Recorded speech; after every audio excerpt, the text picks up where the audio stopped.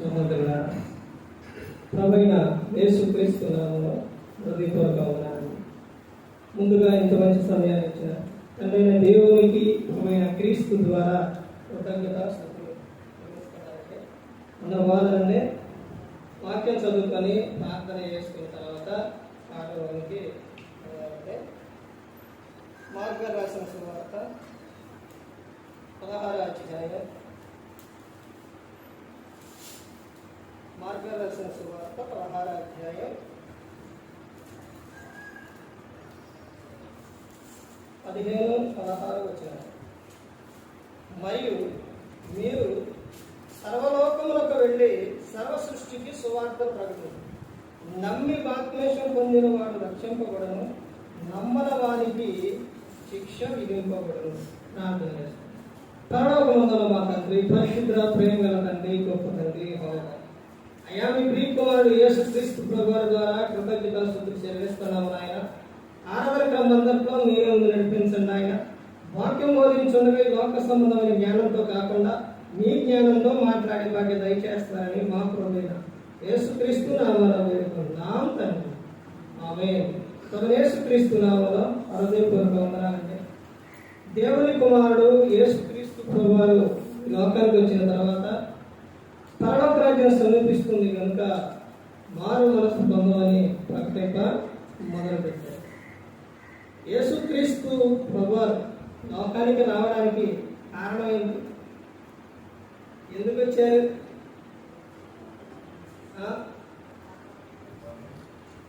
వచ్చిన ఆయన ఏం చెప్పారు? ఇవి ప్రతి ఒక్కరూ కూడా తెలుసుకోవాలి. యేసుక్రీస్తు ప్రభువారి గురించి తెలుసుకోవాలి. దేవుని గురించి, దేవుని రాజ్యం గురించి, సంఘం గురించి, క్రీస్తుని గురించి, పరిశుద్ధాత్మ గురించి, మారు మనసు గురించి, పశ్చాత్తాపం, ఇవన్నీ మొత్తం ప్రతి ఒక్కటి కూడా తెలుసుకోవాలి. అందులోని దేవుని గురించి, క్రీస్తుని గురించి తెలిసి ఉండాలి. ప్రతి ఒక్కరికి తెలియాలి. ఎందుకనంటే ఇప్పుడు ఒక వ్యక్తి గురించి చెప్పాలి, ఎవరికైనా చెప్పాలి అని అంటే ఆ వ్యక్తి గురించి ఏమై ఉండాలి? తెలిసి ఉండాలి. తెలిసి ఉంటే చెప్పగలుగుతారు. తెలుసుకోకపోతే, తెలిసి ఉండకపోతే చెప్పలేరు. ఎవరో తెలుసా? అసలు దేవుడు యువతల క్రైస్తవులు ఆట పేరు చెబుతారు. క్రైస్తవ ప్రతి ఒక్కరు కూడా భూమి మీద మనిషి అన్నవాడు ప్రతి ఒక్కరు కూడా దేవుడు, దేవుని గొప్పదనం, ఆ విషయాలు మర్చిపోయారు. తర్వాత నువ్వెవరన్నది కూడా మర్చిపోయాడు. నువ్వు సంఘంలోకి వచ్చావు అని అంటే నువ్వు ఎవరనంటే దేవుడు ఏర్పరచుకున్న వ్యక్తులు. మరి అలాంటి వ్యక్తులు మరి దేవుని గురించి చెప్పాలండి, క్రీస్తుని గురించి చెప్పాలా? ఆయన గురించి తెలుసుకోకపోతే ఎలాగా? మనిషి ఎవరో ఏంటన్నదే ఈ రోజున మర్చిపోయారు. ఒక రోజున అర్థమైంది నువ్వెవరో ఏంటన్నది. ఆ రోజున నువ్వు ఎంత ఏడ్చినా, ఏది చెప్పినా ఆ రోజున వినరు. ఇంకో విషయం ఏంటంటే భూమి మీదకి వచ్చిన ప్రతి ఒక్కరికి కూడా దేవుడు అప్పటి నుంచి, ఎప్పటి నుంచి, పితరుల యుగం కానించి ధర్మశాస్త్ర యుగం, ఇప్పుడు క్రైస్తవ యుగం, ఇప్పటి వరకు కూడా దేవుడు కాపాడుతూనే వచ్చారు. ఆ రోజున ప్రతి ఒక్కరిని రక్షించడానికి దేవుడు ఏం చేశాడంటే నోవాహు గారి సమయంలో ఓడను సిద్ధం చేశారు. అందులోకి వెళ్ళిన వారు రక్షింపబడతారు. ఈ రోజున రక్షణ ఏది అంటే ఎవరిలో ఉందంటే క్రీస్తులోనే ఉంది. ఆ రక్షణే బాప్తిస్మం. అప్పటి నుంచి ఇప్పటి వరకు దేవుడు మనిషిని కాపాడుతూనే వచ్చారు. ఏనాడు కూడా విడిచిపెట్టలేదండి, ఏనాడు విడిచిపెట్టలేదు. ఇంకో విషయం ఏంటంటే భూమి మీద పుట్టిన ప్రతి ఒక్కరికి ఒక్కొక్క దూత ఉంది నిన్ను కాపాడడానికి. ఆ దూత ఏది మాకు కనపడరే, ఏదా దూత ఏది అనుకుంటున్నారా? ఇప్పుడు కనపడదు దూత. దూతలు వచ్చేది, దూతలు కనబడేది అయిపోయింది. కానీ ఇప్పుడు అన్నీ కూడా ఇప్పుడు ఎలా ఉన్నాయంటే, ఆ రోజున క్రియారూపకంగా అవన్నీ జరిగిపోయినాయి, అయిపోయినాయి అవన్నీ. ఇప్పుడు ఎలా ఉన్నాయనంటే ఆత్మ.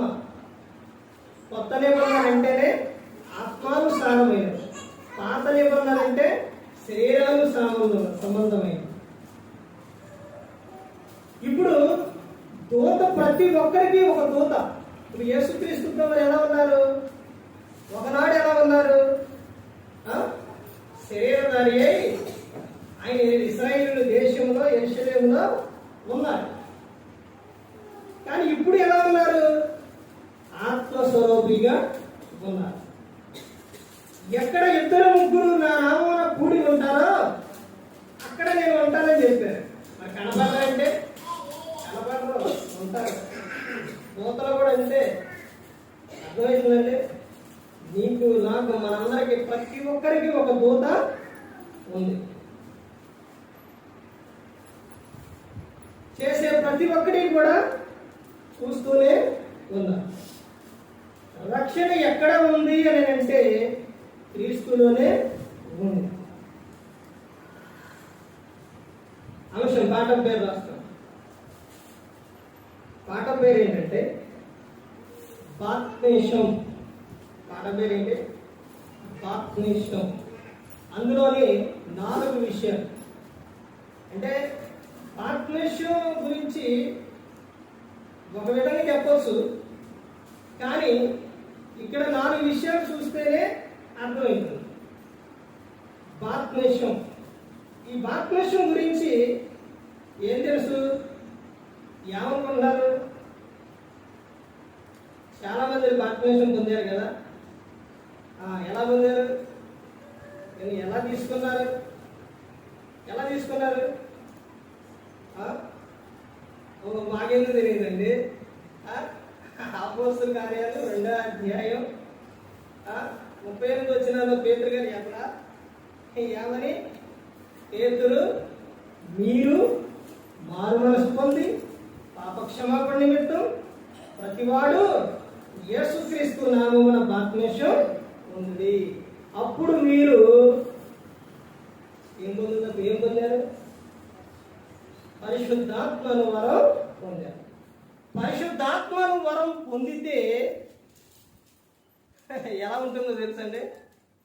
అంటే మేము పొందలేదనుకుంటున్నారా? అనుకుంటున్నారండి. పొందారు. కాకపోతే బాప్తిసం పొందిన తర్వాత పరిశుద్ధాత్మను వరం పొందారు. కాకపోతే ఈ రోజున క్రైస్తవులకు ఏంటి అని అంటే నిర్లక్ష్యం. అది ఏమైద్దులే, ఏం కాదులే అనుకుంటున్నారు. ఎప్పుడన్నా గమనించారా? లోపల నుంచి ఒక మాట, నువ్వు ఏదన్నా ఒక గొడవకు కానీ ఒక మాట మాట్లాడేటప్పుడు, ఒక బూతు మాట కానీ ఏదన్నా సందర్భాల్లో నీలో నుంచి ఒక భయం అనేది వచ్చింది. అదే ఏంటి అని అంటే పరిశుద్ధాత్ముడు వద్దు అని చెబుతున్న విషయం. ఇప్పుడు ఆరాధనకు వచ్చారు అని అంటే నువ్వు వెళ్ళు, ఆరాధనకు వెళ్ళు, ప్రార్థనకు వెళ్ళు అని పరిశుద్ధాత్ముడు చెబుతారు. ఒకవేళ పనికెళ్ళి వచ్చినా సరే ఆత్మ శరీరం ఈ 2 అక్కడ జాబుకి వెళ్ళినా పనికి వెళ్ళినా ప్రార్థన జరిగేటప్పుడు ఈ 2టికి యుద్ధం జరిగింది. ఎవరెవరికే? శరీరానికి, ఆత్మకి. ఎలా జరిగింది? ఎప్పుడైనా గమనించారు మీరు? ఎలా జరిగింది? ఇప్పుడు నేను ఇక్కడికి వచ్చేటప్పుడు వర్షం, బాగా వర్షం. ఇప్పుడు శరీరం ఏమో ఆ వర్షంలో మొత్తం ఎన్ని వేసినా కానీ ఈ నడిచేది ఆ తడి ప్యాంటేనండి, నీరు. ఈ నేను అటు నడుస్తుంటే ప్యాంట్ ఇది ఇక్కడ నుంచి ఇదంతా తడే. స్టార్ట్ వచ్చినప్పుడు అయితే నీళ్ళు అన్ని. ఇప్పుడు శరీరం ఏమో వచ్చినప్పుడు బాగా వర్షం వస్తుంది, బాగా తడిసిపోతున్నాం, ఎందుకంటే వద్దులే ఎక్కడ లాగు అని చెప్పింది. ఆత్మ ఏమో ఏం చెప్పిందో తెలుసండి, సమయానికి వెళ్ళాలి. సమయం ఏంటది? అపోస్తలుడైన పౌలు గారు ఎఫెసీయులకు రాసిన పత్రిక 5వ అధ్యాయం 15-16 వచనాలు. సమయమును పోనీయక మీరు సద్వినియోగం చేసుకుని అజ్ఞానుల వలె కాక జ్ఞానుల వలె జాగ్రత్తగా, ఒక పదం ఉంటుందండి, జాగ్రత్తగా చూసుకోండి అని ఉంటుంది. ఇప్పుడు సమయం ఎన్ని గంటలకు పెట్టా? సమయం ఎన్ని గంటలకి? 6 గంటలకి. 6 గంటలకి రావాలి, వెళ్ళాలి కదా. ఎన్నైనప్పటికీ ఆ వర్షం కానీ ఏదైనప్పటికీ కూడా సమయానికి వెళ్ళాలి. చాలా సందర్భాలు ఇక్కడికి వచ్చేటప్పుడు ఈ వర్షంలోనే నేను ఎలిమెంట్ కోట్ ఇవన్నీ వేసుకొని ఒక్కొక్క సమయాల్లో మునుగోడ పైకి వచ్చిన తర్వాత వర్షం ఎక్కువైతే ఆ వర్షంలోనే ఇలా తలదించుకొని ఇలా పడుకుంది కూడా ఉందండి. ఎంత వర్షమైనా కానీ అలాగే వచ్చాను. ఎందుకనంటే సమయానికి వెళ్ళాలి, సమయానికి స్టార్ట్ చేయాలి. సమయం మరలా ఆ సమయం దాటితే మరలా ఆ సమయం రాదిక. అందుకని ఇక్కడ చెబుతున్న విషయం ఏంటనంటే, ఇప్పుడు ప్రతి దినము కూడా దేవుడు ఎప్పుడు కూడా విడిచిపెట్టలేదు, ఎప్పుడు విడిచిపెట్టలేదు. యేసుక్రీస్తు ప్రభువారు ఇప్పుడు పరిశుద్ధాత్మ గురించి ఎందుకు చెప్తున్నానంటే, బాప్తిస్మం పొందిన వాళ్ళు ఏం పొందారు? పరిశుద్ధాత్మను వరం పొందారు. ఇప్పుడు యేసుక్రీస్తు ప్రభువారు శిలువలో మరణించి తిరిగి లేచి తండ్రి యొద్దకు వెళ్ళేటప్పుడు అప్పుడు శిష్యులు అడుగుతారు, అయ్యా మరి ఇంతకాలం మాతో ఉన్నావు కదా, మరి ఇప్పుడు వెళ్ళిపోతున్నావు, మా పరిస్థితి ఏంటి అని అంటే, నేను ఇక్కడి నుంచి తండ్రి యొద్దకు వెళ్ళంగానే మీ యొద్దకు ఎవరు వస్తారు? సత్యస్వరూపైన ఆత్మ, పరిశుద్ధాత్మను మీ యొద్దకు వస్తారు. ఆయన వచ్చినప్పుడు మిమ్మల్ని ఏం చేస్తారంటే సర్వసత్యములోనికి మిమ్మల్ని నడిపిస్తారు. ఇప్పుడు నడిపించేది ఎవరు? పరిశుద్ధాత్మ. యేసుక్రీస్తు ప్రభువారు ఏవైతే చెప్పారో అవే మనకు గుర్తు చేస్తూ మనల్ని నడిపిస్తూ ఉంటారన్నమాట. ఇప్పుడు బాప్తిస్మం గురించి చూస్తే ఏమేమి విషయాలంటే, బాప్తిస్మంలో ఎన్ని విషయాలు ఉంటాయి, ఎన్ని విషయాలు అని అంటే, ఒకటి గమనించండి. ఒకటి, బాప్తిస్మం ఎలా పొందాలి. రెండో విషయం, బాప్తిస్మం పొందినట్లయితే. మూడోది, బాప్తిస్మం పొందిన తర్వాత. అర్థమైందండి బాప్తిస్మం గురించి? బాప్తిస్మం అంటే ఒకటే ముంచుట, తర్వాత ఏంటి అంటే సమాధి చేయుట. ఇప్పుడు ముంచినప్పుడు, బాప్తిస్మం అంటే నీళ్ళల్లో ముంచినప్పుడు నీ పాపాలన్నీ కూడా, అంటే అది వరకు చేసిన ప్రతి ఒక్కటి కూడా అవన్నీ ఏమైపోతాయి? మొత్తం కూడా బాప్తిస్మంతో పోతాయి అన్నమాట. ఆ తర్వాత సమాధి చేయడం అని అంటే, నీ గడిచిన కాలంలో నీ అన్ని ప్రతి ఒక్క క్రియ ఏదైతే పాపం కానీ ఏదైనా ఉన్నా కానీ అవన్నీ కూడా ఏమైపోయినాయక సమాధి చేయబడి.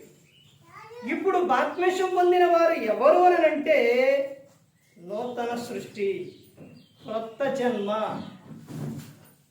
ఆ విషయం చూడండి. యోహాను గారు రాసిన సువార్త, యోహాను గారు రాసిన సువార్త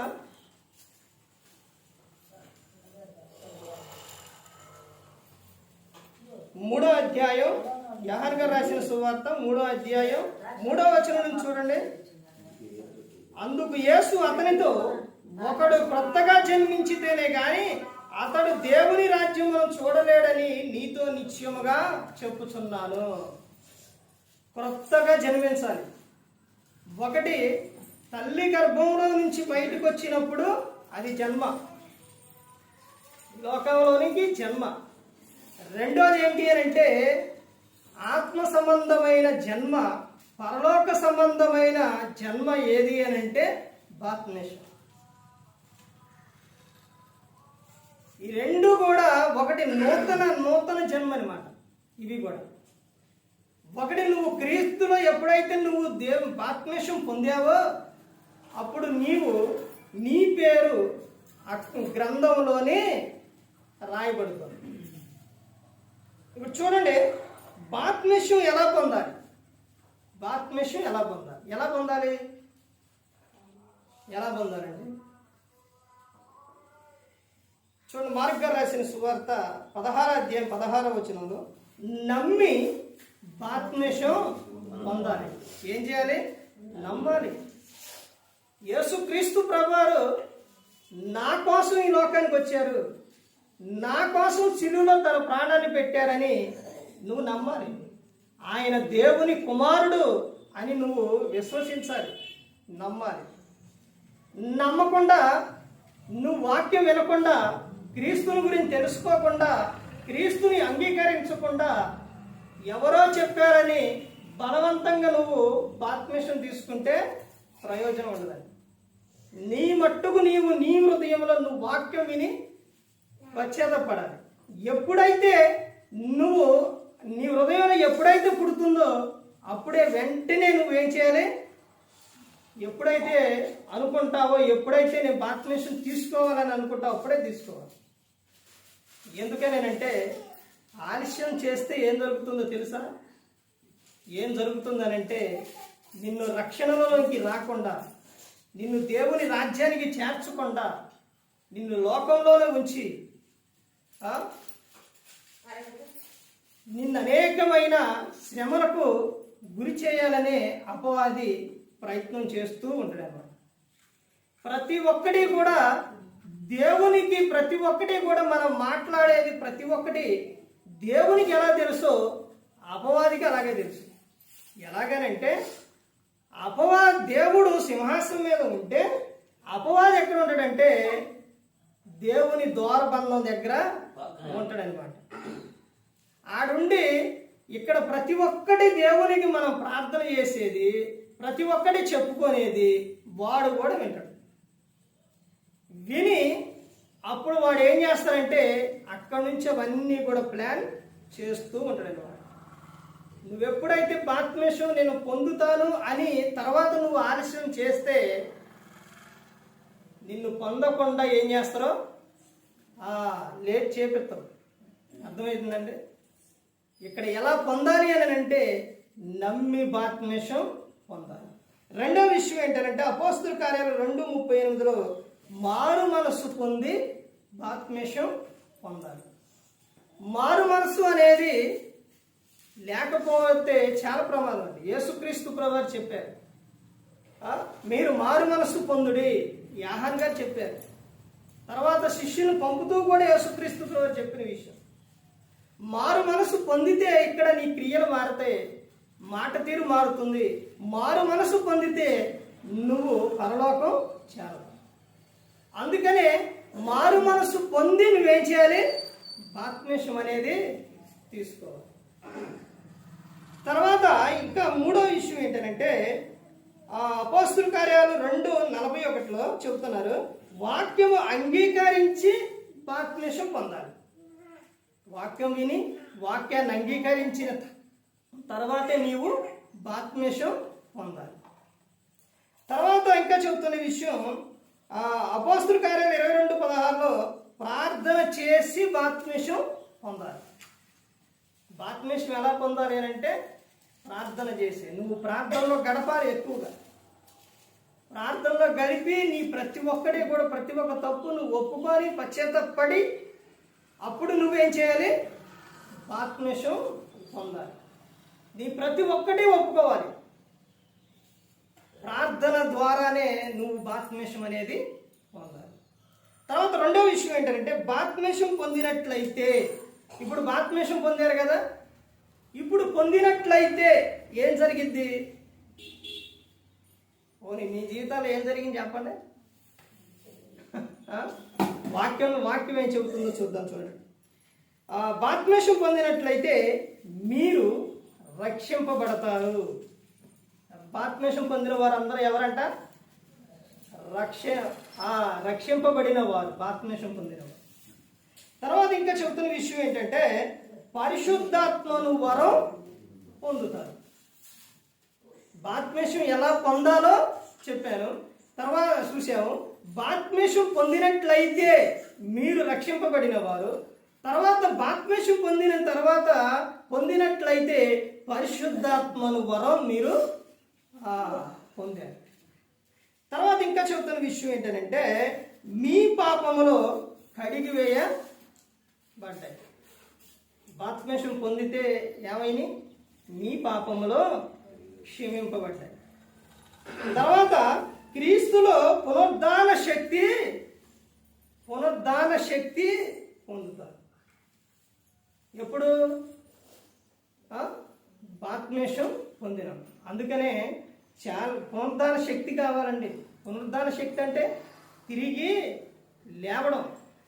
తిరిగి లేవడం అని అంటే నువ్వు బాప్తిస్మం పొంది ఉండాలి. బాప్తిస్మం పొందితేనే పరలోకం. అర్థమవుతుందండి? యేసుక్రీస్తు ప్రభువారు ఎందుకు బాప్తిస్మం పొందారు? ఆయనకేంటండి, ఆయన దేవుని కుమారుడు, సర్వాధికారం ఉన్న ఆయన, తర్వాత అందరి పాపం క్షమించే ఆయన, ప్రతి ఒక్కరిని పరలోకం చేర్చే ఆయన, ప్రతి ఒక్కరు కూడా యేసు ప్రభువుని ఒప్పుకోవాలని దేవుడే యేసుక్రీస్తు ప్రభువుని హెచ్చించారు. ప్రతి మోకాలు ఆయన ఎదుట వంగాలి. ఆయన పూచికర్హుడు, యోధగోత్రపు సింహం. ఇన్ని ఉన్నా ఆయన యేసుక్రీస్తు ప్రభువారు ఎందుకు బాప్తిస్మం పొందారు?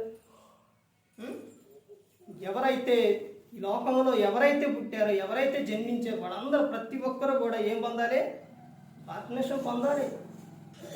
అందుకనే యేసుక్రీస్తు ప్రభువారు ఈ లోకంలో ఆయన శరీరధారి అయి వచ్చారు కాబట్టి అన్నీ చేశారు. ఆయన అన్నీ చేశారండి. ఏం చేశారు? అన్నీ మనకు మార్గము, మాదిరి అన్నీ చూపించారు యేసుక్రీస్తు ప్రభువారు. నేను దేవుని కుమారుని నేనెందుకు చేయాలి అనుకోలేదు ఆయన. మార్కు సువార్త 1:35 ఏం చేశారు? ఆయన పెందల కాడనే లేచి ఇంకా చాలా చీకటి ఉండగానే బయలుదేరి అరణ్య ప్రదేశానికి వెళ్ళి అక్కడ ప్రార్థన చేశారు. ఆయన్ని గురించి నువ్వు ధ్యానిస్తూ ఆలోచిస్తూ నువ్వు తెలుసుకుంటే చాలా చీకటి ఉండగానే బయలుదేరి నువ్వు లేచి నువ్వేం చేస్తావు? ప్రార్థన చేస్తావు. ఎందుకంటే క్రీస్తు అడుగు చాడల్లోనే క్రైస్తవులు నడవాలి. హెబ్రీయులకు 5:7 యేసుక్రీస్తు ప్రభువారు ఆ విధంగా ఉండడానికి కారణం ఏంటి? అసలు లోకానికి వచ్చారు కాబట్టి ఉండాలి ఆ విధంగా. శరీరధారి అయి ఉన్న దినములలో మహారోదనతోను, వేదనతోను, కన్నీళ్లతోను దేవుని యందు భయభక్తులు కలిగి ఉన్నందున ఆయన అంగీకరింపబడెను. ఎవరైనా? ఎవరు? యేసుక్రీస్తు ప్రభువారు. యేసుక్రీస్తు ప్రభువారు ఇవన్నీ కూడా ప్రతి ఒక్కటి కూడా చేశారు. మనకి ఎందుకు చేశారు అని అంటే ఒక విషయం ఏంటంటే ఇదిగో మీరు ఇలా చేయాలి, మార్గంలో నడవాలి. తర్వాత ఇంకా చూడండి, బాప్తిస్మం పొందిన తర్వాత పొందినట్లయితే మీరు దేవుని ఆజ్ఞను నెరవేర్చుచున్నారు. అది దేవుని ఆజ్ఞ బాప్తిస్మం అనేది. ఆ రోజున వాడలోకి వెళితే ఎలాగైతే వాళ్ళందరూ కూడా పడతారు అని దేవుడు ఎలాగైతే చెప్పారో, ఈ రోజున క్రీస్తులో బాప్తిస్మం పొందే ప్రతి ఒక్కరూ కూడా దేవుని ఆజ్ఞను నెరవేర్చిన వారు. అది దేవుని ఆజ్ఞ బాప్తిస్మం పొందడం.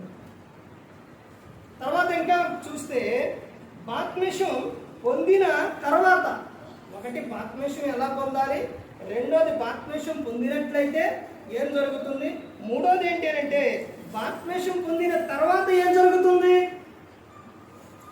బాప్తిస్మం పొందిన తర్వాత ఏం జరుగుతుంది అని అంటే పొందిన తర్వాత మీరు మీ పాపం నుంచి విడిపించబడ్డారు అని మీరు జ్ఞాపకము చేసుకోవాలి.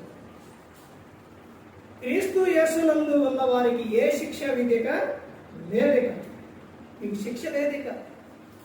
నువ్వు బాప్తిస్మం పొందావు కాబట్టి నీకు శిక్ష అనేది లేదిక. ఎక్కడ లేదు? ఎక్కడా శిక్ష లేదిక. అర్థమవుతుందండి?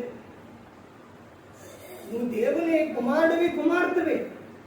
తర్వాత ఇంకా చెప్తున్న విషయం ఏంటంటే, మీరు నూతన సృష్టి అని మీరు ఏం చేయాలి? జ్ఞాపకం ఉంచుకోవాలి. ఏ ఒక్క చిన్న బాధ అయినా, సమస్య అయినా, ఏదైనప్పటికీ కూడా నీకు గన వస్తే వెంటనే నువ్వు మోకాళ్ళేసి నువ్వు ప్రార్థన చేయి. నువ్వు ప్రార్థన చేస్తే దేవుడు నీ ప్రార్థన ఏం చేస్తారు?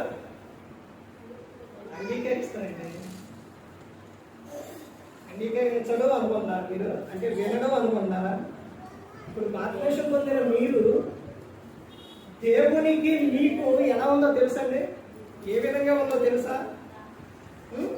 ఎంత దగ్గరగా ఉన్నారో తెలుసా? మీరు ప్రతి ఒక్కరు కూడా ఎలాగనంటే, ఇప్పుడు ఆ లైట్ ఉందండి, ఆ లైట్ ఎరగడానికి అక్కడ వచ్చి స్విచ్ అలా వేస్తే ఏమవుతుంది?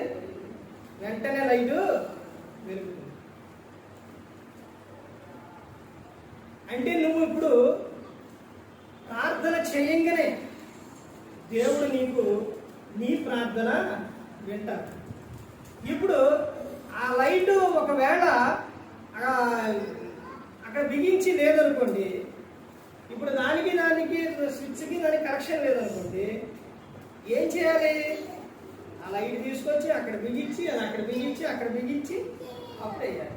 కానీ ఇప్పుడు స్విచ్ తక్కువ అక్కడ వెలిగిందంటే కనెక్షన్ ఉంది.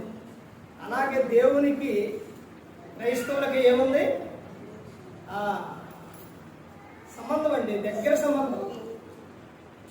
నువ్వు ఒక్క విషయం, ఏ విషయం అయినా సరే నువ్వు దేవునికి మొరపెట్టు, దేవునికి చెప్పు, దేవుడు నీ ప్రార్థన. తర్వాత ఇంకా చెబుతున్న విషయం ఏంటంటే, మీరు క్రీస్తులో కొత్తగా జన్మించిన శిశువు అని జ్ఞాపకం ఉంచుకోవాలి. క్రీస్తులో మీరు కొత్తగా జన్మించిన ఎవరంట? శిశువు. తల్లి గర్భంలో నుంచి బిడ్డ బయటకు వచ్చినప్పుడు ఎలా ఉంటారు వాళ్ళు? వాళ్ళ మొత్తం కూడా ఎలా ఉంటారంటే వైట్ పేపర్ లాగా.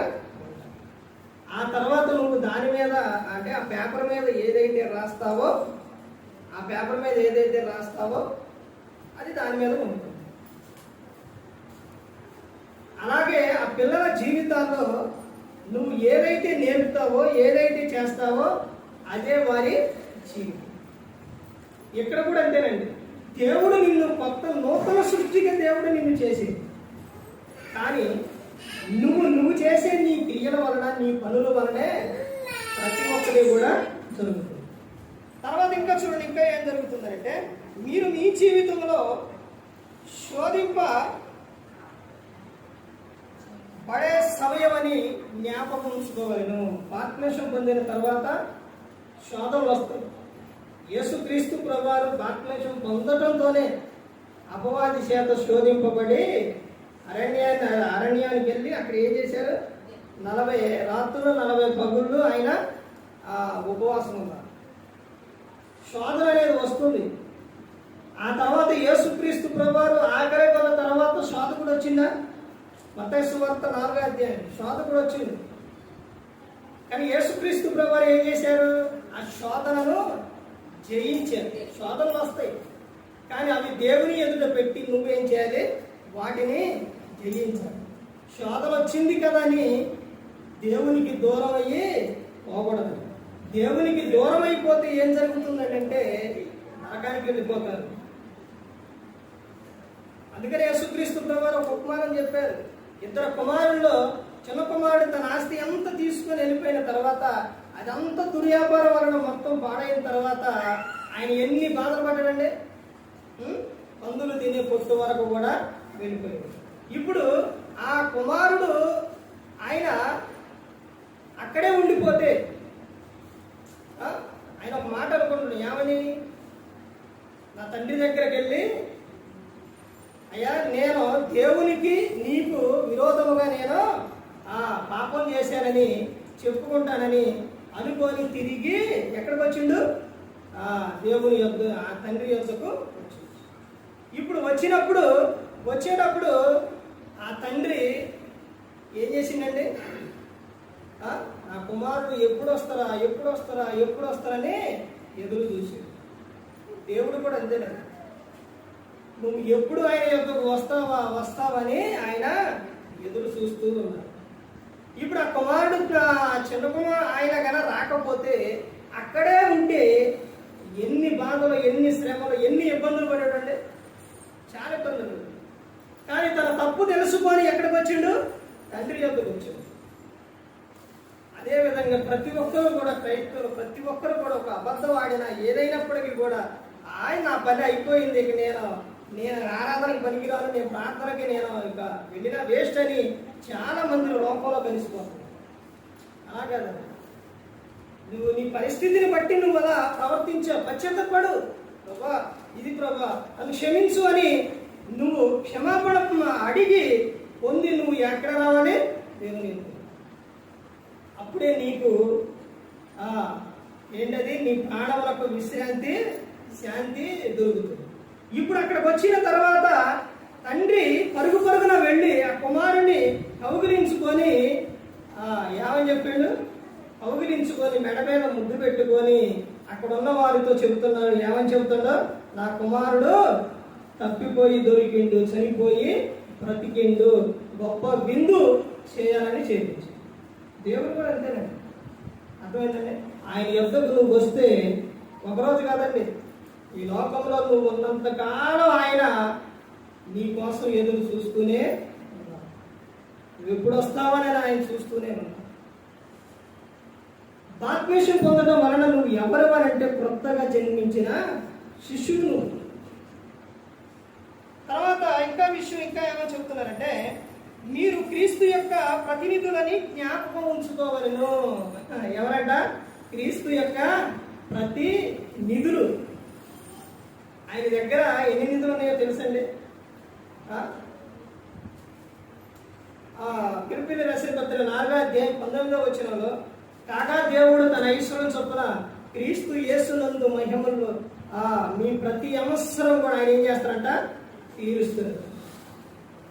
ఆయన ఎవరో తెలుసండి? యేసుక్రీస్తు ప్రభువారు ధనవంతుడు. క్రీస్తుని నమ్ముకున్న ప్రతి ఒక్కరు కూడా ఎవరో తెలుసండి? రాజులైన యాజక సమూహం. యాహర్ రాసిన సువార్త, ఈ సువార్తలోనే 15వ అధ్యాయం మొత్తం కూడా అక్కడ ప్రేమ గురించి, అంటే ముందు నువ్వు బహుగా ఫలించాలి, ప్రేమ కలిగి ఉండాలి, ఆయన ఆజ్ఞలు గైకొనాలని ఆయన చెబుతూ ఉంది. నువ్వు 7వ వచనంలో చూడండి, మీరు నా యందు మీ మాటలను నిలిచి ఉన్న ఎడల మీకేది ఇష్టమో అడుగుడి, అది మీకు అనుగ్రహింపబడును అని చెబుతుంది. మీరు బహుగా ఫలించాలి, అలా ఫలించడం వలన నా తండ్రి మహిమపరచబడును, మీరు ఎవరైతారంట? నా శిష్యులు అవుతారు అని చెప్తారు. తర్వాత ఇంకా ఆయన చెప్తున్న విషయం చూడండి, ఇంకా ఏమని చెప్తాను, ఇంకా ఏంటంటే, మీరు ఇతరులను రక్షించడానికి సువార్త ప్రకటించవలనని జ్ఞాపకం ఉంచుకోవాలను. బాప్తిసం పొందినట్లయితే ఏం చేయాలంట? బాప్తిసం పొందినట్లయితే పొందిన ప్రతి ఒక్కరూ కూడా సువార్తను ఏం చేయాలి? ప్రకటించాలి. సువార్త అంటే క్రీస్తు మరణ పునరుద్ధారణ గురించి ప్రకటించాలి. ఇప్పుడు రొట్టెలు ద్రాక్షరసం అంటే ఆయన శరీరం రక్తం ఇచ్చేటప్పుడు వాక్యం చదువుతారు, గుర్తుందండి? ఊకినే చదువుతున్నారు అనుకున్నారు ఏంటి? అందులోని ఎంత అర్థం ఉందో తెలుసండి. ఆయన జ్ఞాపకం ఉంచుకోవాలి, నువ్వు పరీక్షించుకోవాలి. ఆ తర్వాత నువ్వు తీసుకున్న నీవు ఏం చేయాలో తెలుసండి? క్రీస్తుని గురించి ప్రకటించాలి. నీకు ఎక్కడైనా 2-3 కలిసినప్పుడు, కూడినప్పుడు, లేకపోతే నీ ఇంటిలోనైనా, తీర్పుకు 2వ అధ్యాయం ఉంటుంది, యవన స్త్రీ తన ఎంట ఉండి భర్తకు పిల్లలకు ఏం చెప్పుకోవాలంట? వాక్యాన్ని చెప్పుకోవాలి. నీ కుటుంబ ప్రార్థన ఉండాలి. తీసుకొని వెళ్ళిపోయి అలా ఉంటే ప్రయోజనం అనేది లేదండి. అర్థమవుతుందండి? తర్వాత ఇంకా చెబుతున్న విషయం ఏంటంటే, బాప్తిసం పొందిన వారు ఎలా ఉండాలి అని అంటే యేసు వలె ఉండాలి. ఎలా ఉండాలంటే యేసు వలె ఉండాలి. యేసు క్రీస్తు ప్రభువు ఎలా ఉన్నారు? లూకాసు సువార్త 2వ అధ్యాయం 52వ వచనం, యేసు జ్ఞానమందును వయసులందును దేవుని దయందును మనుషుల దయందును వర్ధిల్లుచుండెను. అలా ఉండాలి. నాకు దేవుడు అంటే చాలా ఇష్టం అండి, మనుషులంటే నాకు నచ్చదు అనకూడదండి. దేవుని దయ ఉండాలి, మనుషుల దయ కూడా ఉండాలి. అన్నిటి యందు నువ్వు ఏమవ్వాలి? వర్ధిల్లాలి. బాప్తిసం పొందిన వారు క్రీస్తు శరీరము రక్తము తీసుకున్న ప్రతి ఒక్కరు కూడా తీసుకుంటే ఏం జరుగుతుంది, తీసుకోకపోతే ఏం జరుగుతుంది? చివరిగా ఆ విషయం చూసాక ముగించుకోండి. యోహాను గారు రాసిన సువార్త 6వ అధ్యాయం. యోహాను గారు రాసిన సువార్త. ఇప్పుడు బాప్తిసం ఎలా పొందాలో చూసాం. ఎలా పొందాలి, పొందిన తర్వాత ఎలా ఉండాలి, పొందినట్లయితే ఏం జరుగుతుంది, పొందిన ప్రతి ఒక్కరు ఎలా ఉండాలి? యేసుక్రీస్తు ప్రభువారి వల్లే ఉండాలి. ఇప్పుడు పొందిన ప్రతి ఒక్కరు కూడా ఆయన శరీరము రక్తము తీసుకున్నారు. ఇది గుర్తున్న వారు అసలు ఆరాధన మానేరు. ఎలాంటి వారైనా ప్రతి ఒక్కరు కూడా ఏదో సందర్భంలో ఒక వారమైనా లేకపోతే అలా అవసరాన్ని బట్టి మానేసినా కానీ అసలు ఆరాధన అనేది చాలా వరకు మానేయరు. ఎందుకంటే ఆ రోజునే ఆదివారం నాడే ఆయన శరీరము రక్తము వల్ల ఆరాధన అంటారు కదండి. ఆ వద్దులే కానీ ఆ క్రీస్తు శరీరము రక్తము తీసుకోకుండా ఎందుకనంటే చూడండి, తీసుకుంటే ఏం జరుగుతుందో, తీసుకోకపోతే ఏం జరుగుతుందో. యోహాను గారు రాసిన సువార్త 6వ అధ్యాయం 52వ వచనం నుంచి చూడండి.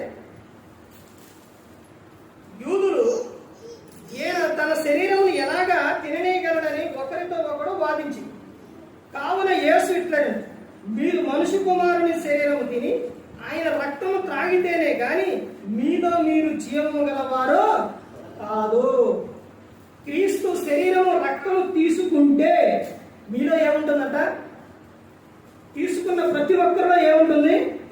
జీవం ఉంటుందండి. వాడు నిత్యము జీవించి ఉంటారు, నిత్య జీవంలో ఉంటారు. వాళ్ళు ఎక్కడ వాళ్ళలో ఇంకెవరుంటారో తెలుసండి.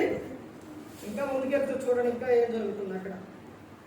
నా శరీరము తిని నా రక్తము త్రాగువాడే నిత్య జీవం గలవాడు, అంత్య దినమును నేను వారిని లేపుదును. ఏం ఎక్కడ చేస్తారంట? ఎక్కడుంటారంట? నిత్య జీవం. ఎప్పుడు? క్రీస్తు శరీరము రక్తం తీసుకున్న ప్రతి ఒక్కరూ కూడా ఎక్కడ ఉంటారంట? నిత్య జీవం గలవారు. అంత్య దినమున నేను వారిని లేపుదును అని చెబుతున్నారు. తర్వాత ఇంకా ఏమో చెప్తున్నారు చూడండి. నా శరీరము నిజమైన ఆహారమును, నా రక్తము నిజమైన పానమునై ఉన్నది. నా శరీరము తిని నా రక్తము త్రాగువాడు నా యందును, నేను వాని యందును నిలిచియుందును. క్రీస్తు శరీరము రక్తము తీసుకున్న వారిలో ఎవరున్నారు? ఎవరున్నారండి? యేసుక్రీస్తు ప్రభువు. ఆయన మీలో ఉన్నారు, మీలో ఉన్నారండి. తర్వాత మీరు ఎవరు యందు ఉన్నారు? ఆయన యందు.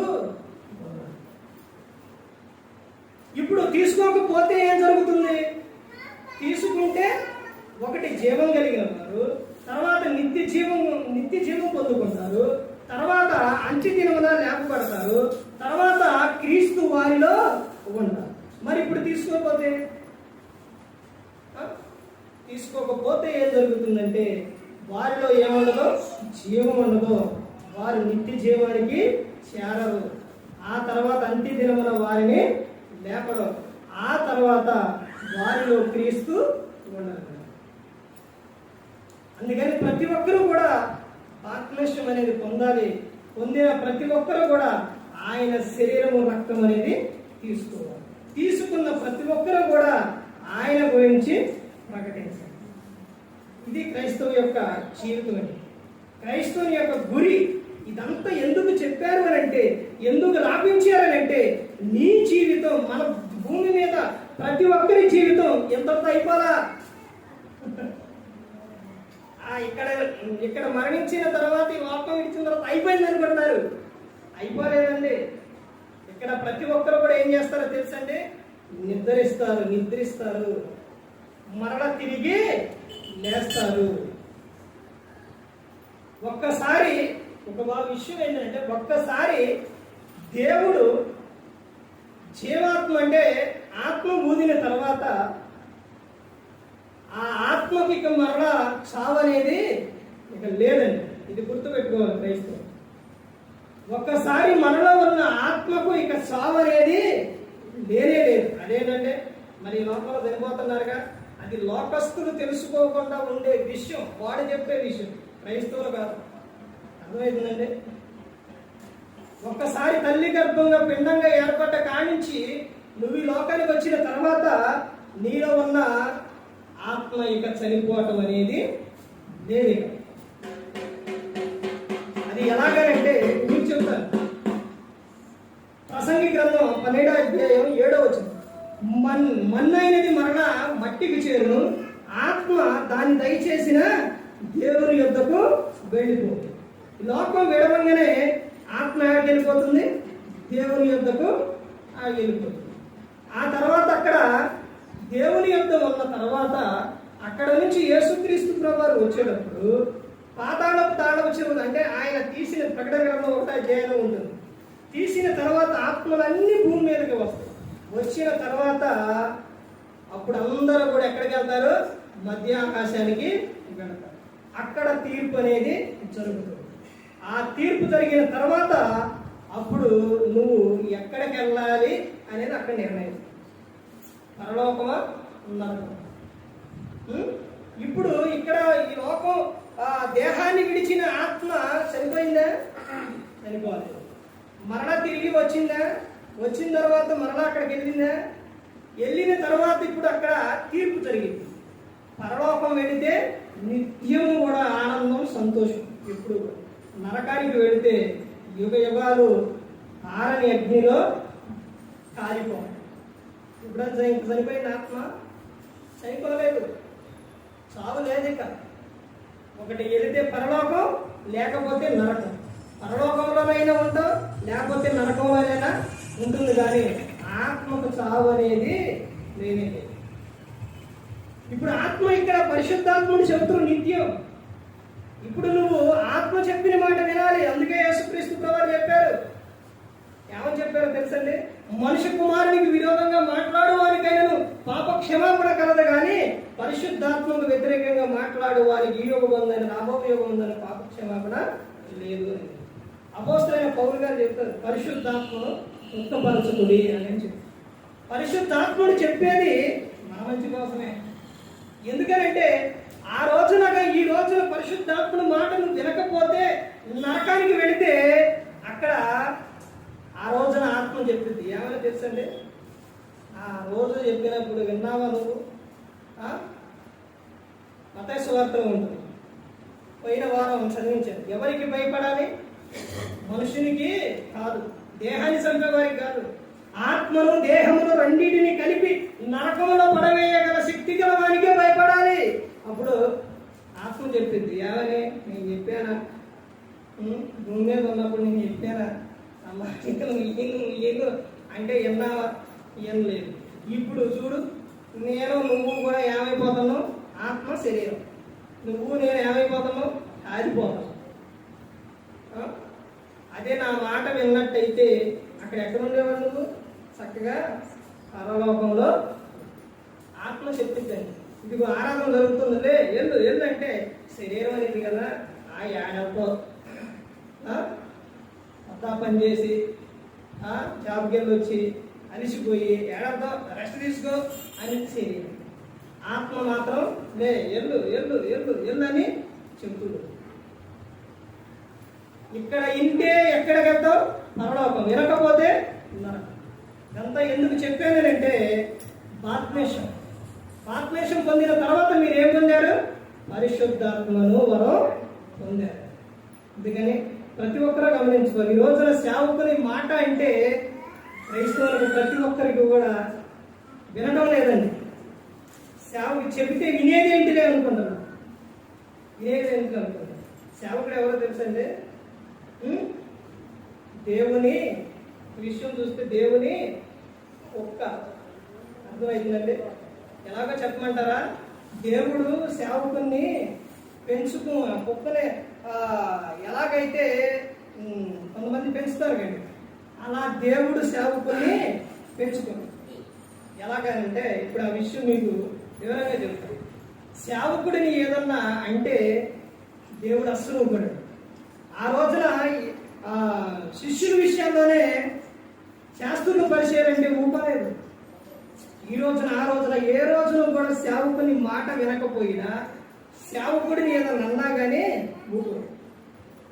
ఇప్పుడు బయట ఉన్న వ్యక్తులు, బయట ఉన్న ఈ కుక్కలు ఉన్నాయండి, ఆ కుక్క ఏదన్నా మాలు మురిగినా ఏదన్నా అన్నా కానీ ఏమంటారు? టిక్ టిక్ టిక్ టిక్ అని అంటారు, తిడతారు. అదే విషయం ఇప్పుడు నువ్వు ఒకవేళ ఇంటికి ఒక అవసరం అని వెళ్ళావు, ఆయనతో వెళ్ళిన తర్వాత అక్కడ కుక్క ఉంది. కుక్క ఉన్న తర్వాత ఆ కుక్క నిన్ను చూసి అంటారు. అన్నప్పుడు నువ్వు ఏమంటావు? మరి అదే అటుకెళ్ళు ఏమంటారు? చిక్ చిక్ చిక్ అంటారా? అనరు. అంటే ఊరుకుంటాడా? ఊరుకోడు. ఇప్పుడు నువ్వు ఆ కుక్క మురిగినా నువ్వు ఎలా ఉండవు?